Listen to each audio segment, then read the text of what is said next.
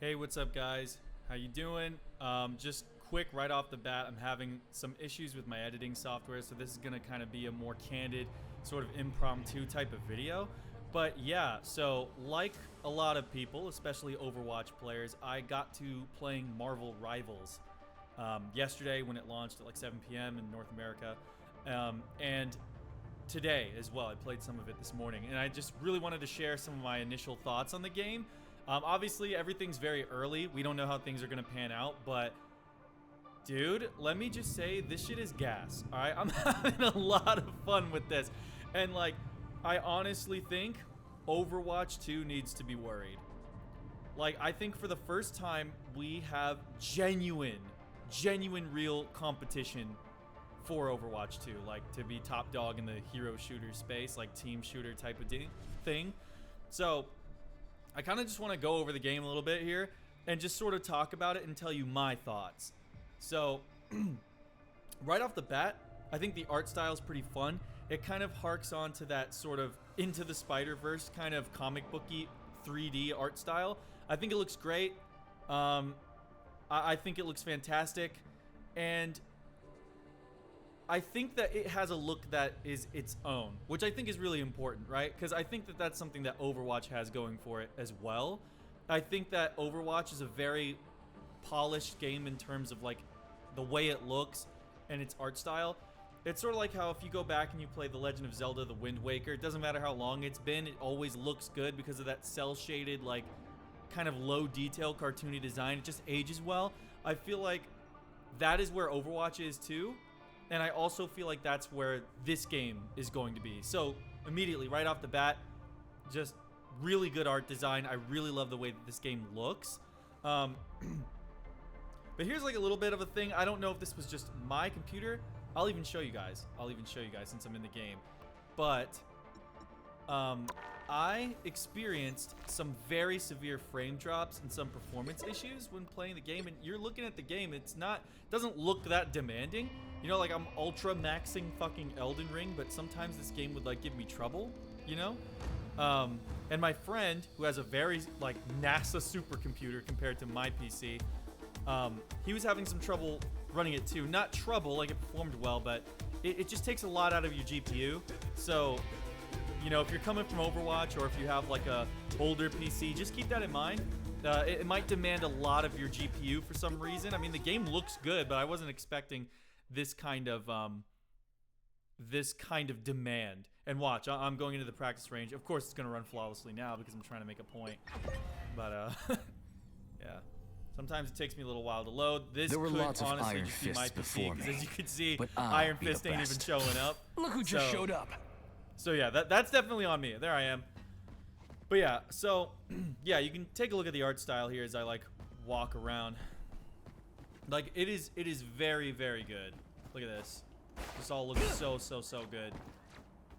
But yeah, no, I mean it still runs well once I get into a game. It's just something to look out for, you know. Just if you've got some slightly older hardware that you're running, no biggie. But in terms of the gameplay, man, it plays like a fucking dream. Every single character feels good. Like, it's not one of those games where you're struggling to pick a main because you don't really like anybody. You're struggling to pick a main in this game because there's too many fucking good options. And that is a good problem to have. And it seems, I remember hearing that NetEase, the developer, was saying that they opted to sort of rather have all the heroes at launch be too powerful than too weak. I think that was the philosophy there. They would rather buff and like keep things strong than to take shit away, because that feels bad. And I get it, because every character, it's almost like a For Honor situation where every character's kind of broken in their own way. And if every character's broken, nobody's broken. This could be the low elo guy in me, but I feel pretty cracked at this game though. Maybe I wouldn't be low elo. I'm not yet high enough rank to go into the ranked mode, but we'll have to see. More videos on that to come. So with that, let's get into the like monetization and stuff like that. So this is season 0, right? So this is season 0 of the game. The game just launched.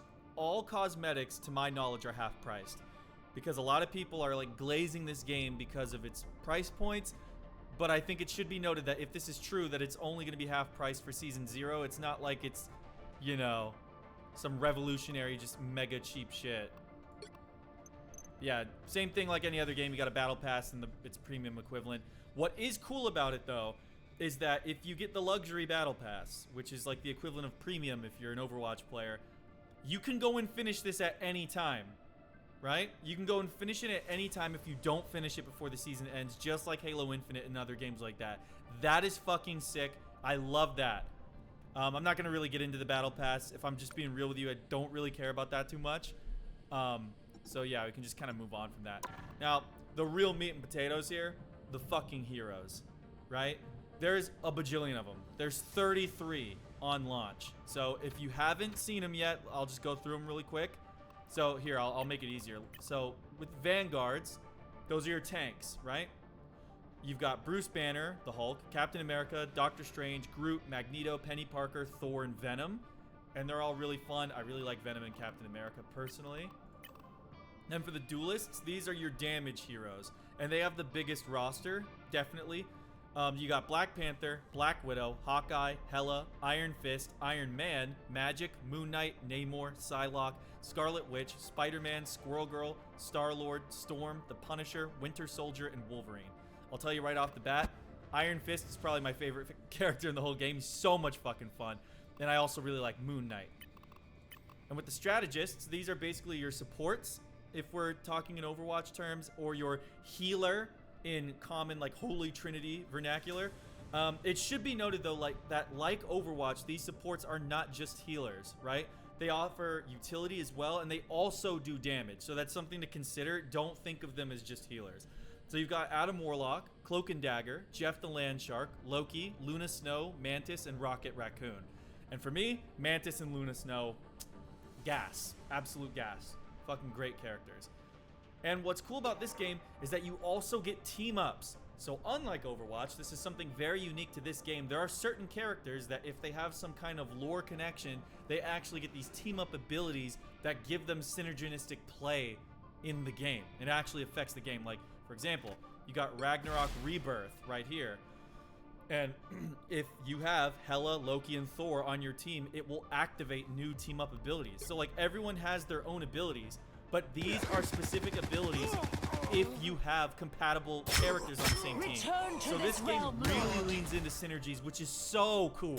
So cool. Like, no other game's fucking doing that. You kidding me? That is so cool. And there's a bunch of them. Not even just that one. There's a bunch. You know, I won't overload you with them right now. Maybe that can be a future video. But yeah, there's something for everyone. You got, like, Scarlet Witch and Magneto. You've got Thor, Storm, and Captain America. You've got a whole bunch of them. That's so fucking sick. So then, yeah, of course, you got the store. Like I said, I'm pretty sure for Season 0, a lot of the cosmetics are cheaper than they would otherwise be. And there's a whole bunch of tie-ins. And that's another thing that's great about this game is that you have the Marvel IP on your side. Overwatch is great, and I love Overwatch. But I love Overwatch because I loved Overwatch and I fell in love with it when I played it in 2016. Marvel's got a built-in fan base. They don't need to earn their keep. You're going to be drawn to it because you like Marvel.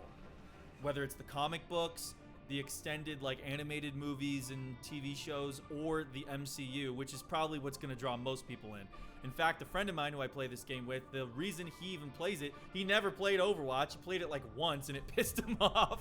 But like the only reason he's playing it is because he loves the MCU and he loves Iron Man and he just wanted to play this. So now we got a game to play with him because he's already interested. The fan base is built in. It's just a money printing machine, bro. And the cosmetics are really fucking good. I mean, look at some of these, man. Like, and when you inspect them, they come with like these animations that shows you the skin. It's so cool. Of course, it's not gonna play it now because I'm trying to make it fun. Oh, there it is.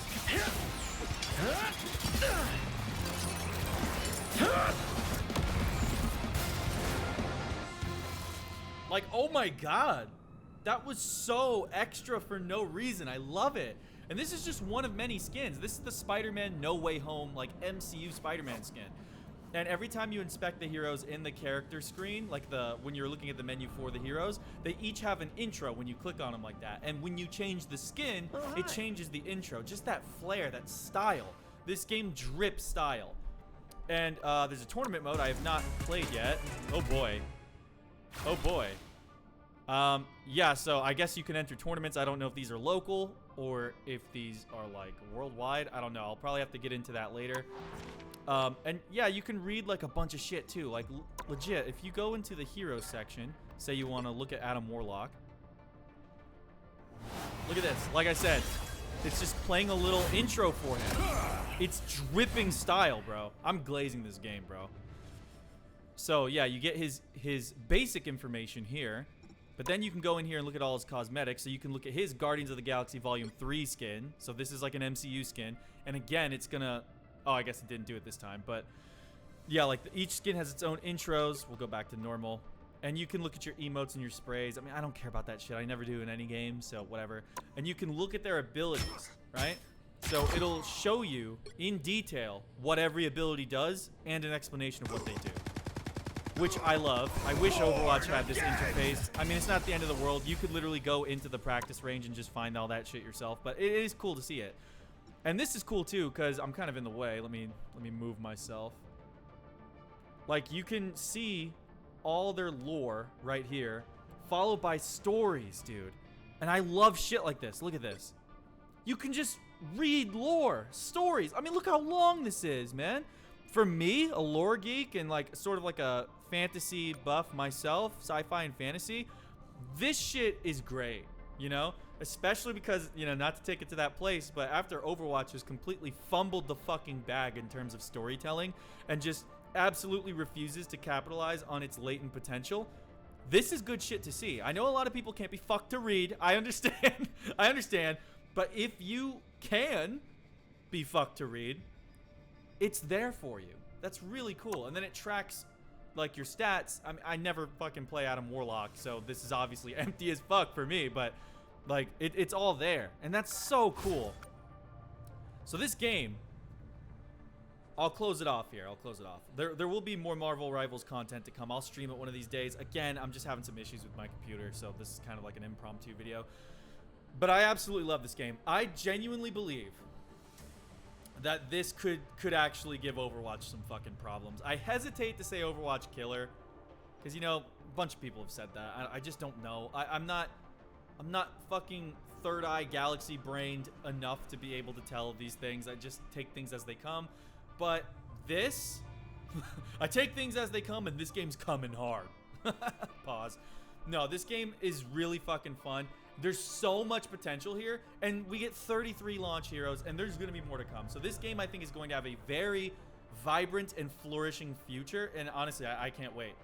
So as of right now, I haven't completely abandoned Overwatch 2 for this game. I'm still going to play Overwatch 2, but this is definitely going to be taking up a lot more of my time. Yeah, I'm very happy with what we got. We're not even 24 hours in. The game went live at 7 p.m. yesterday as of this recording. So it's literally been like 22 hours.